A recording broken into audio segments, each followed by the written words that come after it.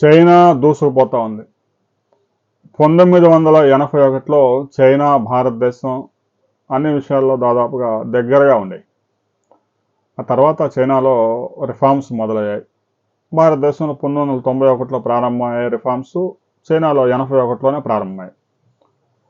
అప్పటికే చైనాలో దాదాపుగా 100 కోట్ల జనాభా ఉంటే వన్ ఆర్ నన్ అనే పాలసీ తీసుకొచ్చి ఒక్కరు ముద్దు ఆపై వద్దు అనే నినాదంతో చైనా జనాభాని బాగా కంట్రోల్ చేశారు. ఇప్పుడు చైనాలో 145 కోట్లు ఉంటే భారతదేశంలో 147 కోట్లకి వెళ్ళిపోయింది. ప్రపంచంలోనే జనాభా అత్యధిక కలిగిన జనాభాగా చైనా దాదాపుగా 200 సంవత్సరాల పాటు కొనసాగింది. చైనా వాళ్ళని బ్రేక్ చేసి భారతదేశం నెంబర్ 1 అయింది.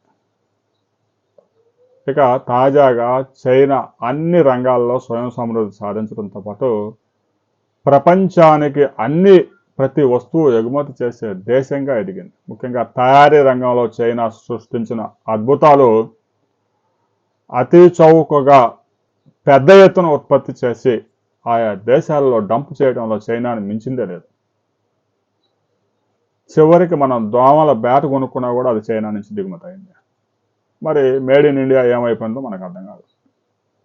తాజాగా చైనా నగర వీధుల్లో ట్రాఫిక్ నియంత్రణకి రోబో పోలీసును తయారు చేసింది.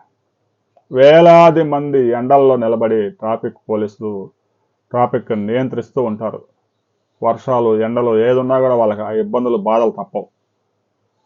తాజాగా చైనా ట్రాఫిక్ పోలీసును తీసుకొచ్చి ఒక అద్భుతాన్ని సృష్టించింది. నగరాలు పెరిగిపోతా ఉన్నాయి. కొన్ని నగరాల్లో అయితే 200, 300 ట్రాఫిక్ జంక్షన్స్ ఉంటున్నాయి. ఒక ట్రాఫిక్ జంక్షన్లో 4-5 ట్రాఫిక్ సిబ్బంది కూడా ఉండాల్సి వస్తుంది.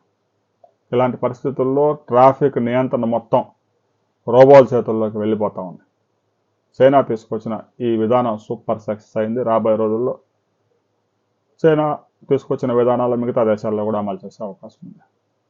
భారతదేశంలో ఇలాంటి రోబోలు ఎప్పటికీ రాబోతా ఉన్నాయి అనేది మీరు ఏదైనా అంచనా వేస్తే ఒక కామెంట్ చేయండి.